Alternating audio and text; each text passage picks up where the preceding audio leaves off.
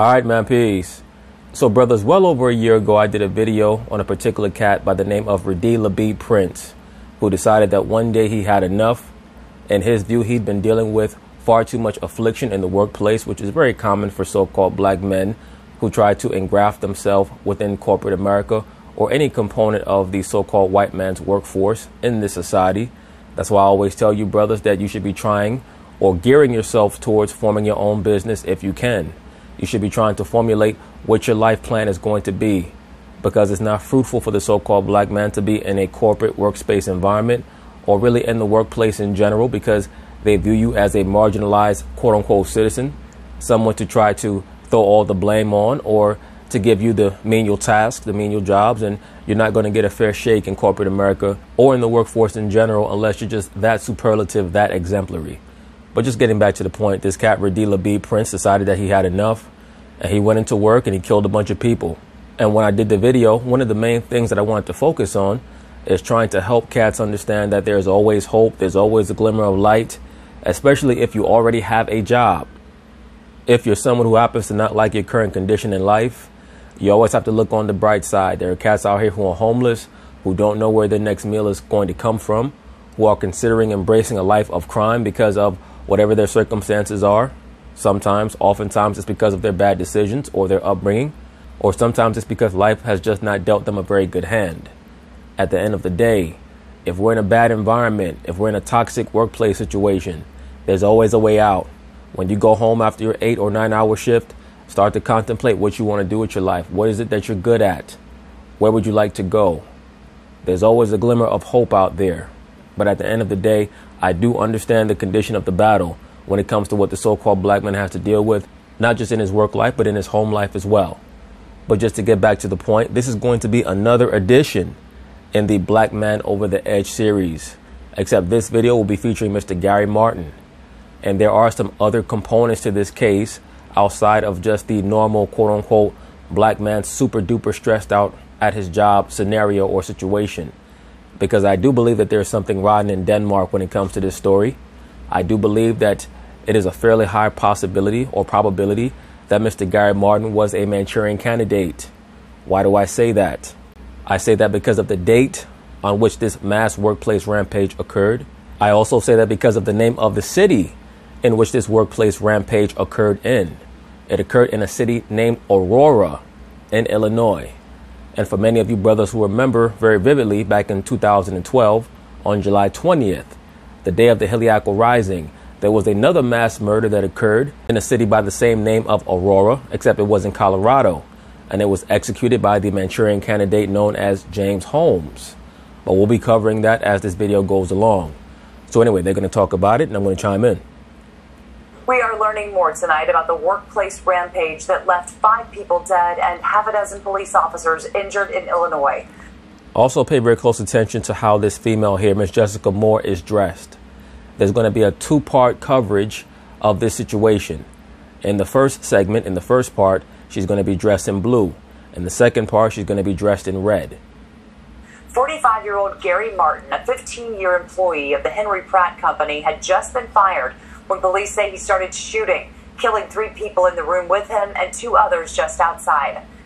Now, brothers, there's a reason why I like to cover situations or storylines like this from 2 different perspectives. The first perspective is a regular 2-dimensional vantage point where I speak about the things that I know for a fact so-called black men have to endure in the workplace, whether it's perception or it's reality. At the end of the day, the so-called black man has a lot of psychological and spiritual baggage that he has to deal with before he tries to conquer the world or take on these various localities and situations, scenarios, whatever you want to call them. When you enter into these workplace environments, you have certain preconceived notions about who you're going to be dealing with. They have certain preconceived notions about you. And I think that the so-called black man has to deal with singular situations. He has to deal with singular dynamics that no one else really has to deal with on that level, especially when it comes to so-called stereotypes. That's why I always try to implore the so-called black man, even if you cannot be a business owner, always have your mind on what it is that you're good at and where you want to go in your life. So many cats have no idea where they want to go. Why is that? Because they spend too much time behind that fucking video game console or smoking weed all damn day. And unfortunately, so many young black men today are being raised in corrosive, toxic environments that are not conducive to assisting them in optimizing their cognitive function. In other words, to put it in layman's terms, a lot of so-called black men do not know how to think properly because their environment, it really lends itself towards degrading them. It lends itself towards self-degradation. The so-called black man has a very poor self-image, and he feels like he does not deserve good things because he was never taught that he deserves good things.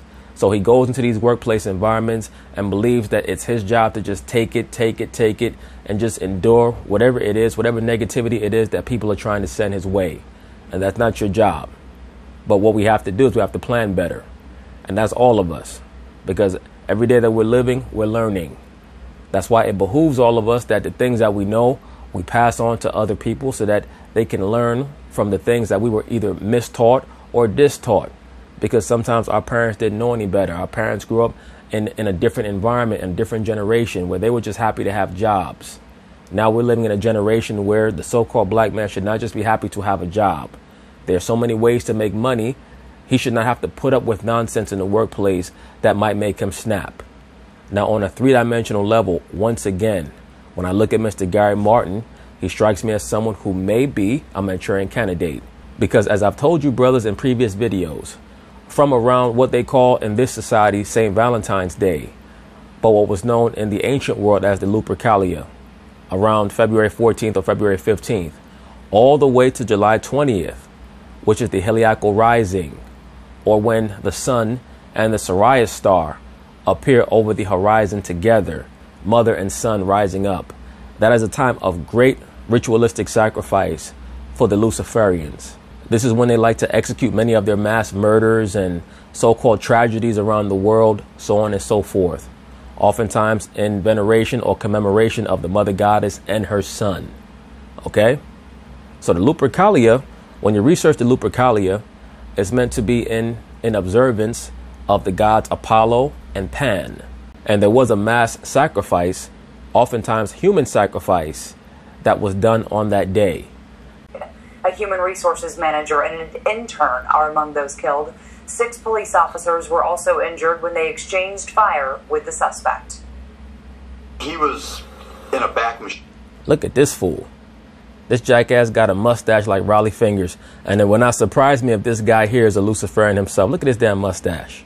Come on, man. Back machine shop at the very back corner of the building, probably waiting for us to get to him. Brothers, let me say this very quickly, and it might sound far-fetched to some of you, but in most of these police stations across the United States, there are strategically placed Luciferians in high positions who understand the rituals that are going to be executed on certain days. And their job is to make sure that everything goes smoothly, especially if you have an asset, i.e. a Manchurian candidate who is on site. He has to fulfill his part of the ritual, whether it be that certain officers have to be killed or whether it be that certain civilians have to be killed. They're always going to report a certain number that has resonance on the left-hand side, whether it's 13, 12, 33, or what have you. For all intents and purposes, he may have killed 4 people, or he may have killed 9 people, but they're going to report 6, or they're going to report 12 or 13, because that's a way to communicate a message to those in the know. Police say Martin was a convicted felon, making him ineligible to legally own a gun. So why did he legally have a gun? The company's president says a background check on Martin did not turn up a 1995 conviction for aggravated assault in Mississippi. That's strange. So what type of background were you running if it was not pulling up everything? Okay, so now, brothers, this is part 2 of the report. And as you can see, this person here, Jessica Moore, she's wearing red. In the previous report, she was wearing blue. Certain cats might not understand the meaning behind that. That is Saturnian principles. That is the bringing together of opposites, the bringing together of the twin pillars of Boaz and Yakin. In the midst of the twin pillars, a sacrifice must occur, because in the midst of the twin pillars is a portal between the physical world and the spiritual world. This is why they sacrifice in the midst or in between the 2 pillars, because they believe that their God demands a sacrifice of human blood so that he will communicate with them and empower them. Once again, I know that it sounds very far-fetched, but it is what it is. We're learning new details tonight about the 5 victims of Friday's mass shooting at a warehouse in Illinois. As the community tries to heal, devastated family and friends mourn the loss of loved ones who went to work and never came back home. CBS 2's Adriana Diaz has more from Aurora. Once again, the name Aurora, or the term Aurora, means the bearer of the light. That is the name of the mother goddess as the goddess of the dawn or the morning sun. Okay? And you will often see many of these more prominent female celebrities try to don themselves or take on the aura, per se, of Aurora, or the energy of Aurora. They will dress in gold dresses and also wear the radiating crown on top of their head. Beyonce often wears that crown. Once again, the name is Aurora. She is viewed as being the goddess of the dawn. Mourners prayed for the 5 people who lost their lives just going to work on Friday. They gathered here at the Henry Pratt Company, where 45-year-old Gary Martin killed everyone in the room right after he was fired. More than 200 officers responded. The gunman shot 5. All but 1 have been released from the hospital. I will be very interested to find out if during his stay in the penitentiary in Mississippi, if he happened to be subjected to the unwillful administering of hallucinogenic drugs like PCP or LSD or what have you. I'd be very interested in that, even if it was well over 20 years ago. Once they're able to create the altar, they can summon the altar whenever they choose.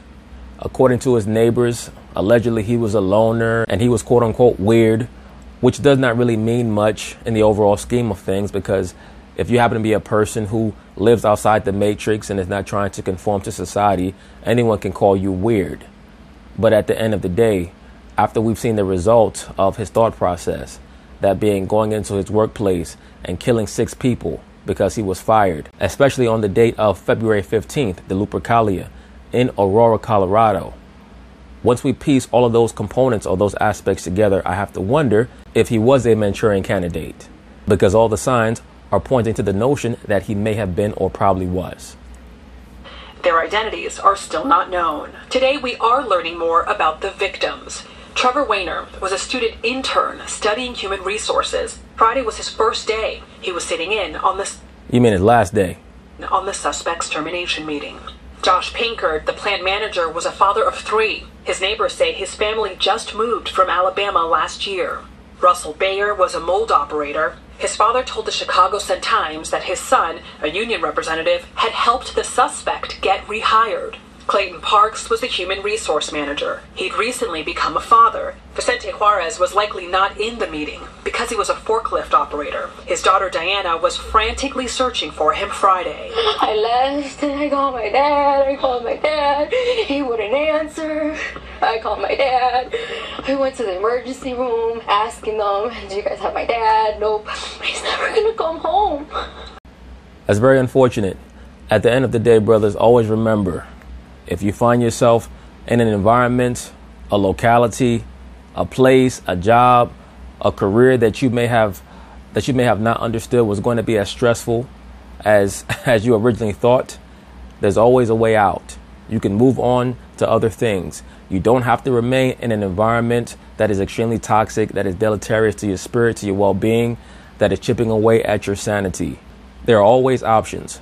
Always remember that in life. There are always options, whether it's a chick that you're with, whether it's the job that you're at, whether it's the place that you're living in. There's always a way to make things better, but you have to focus on making things better. And it starts within us.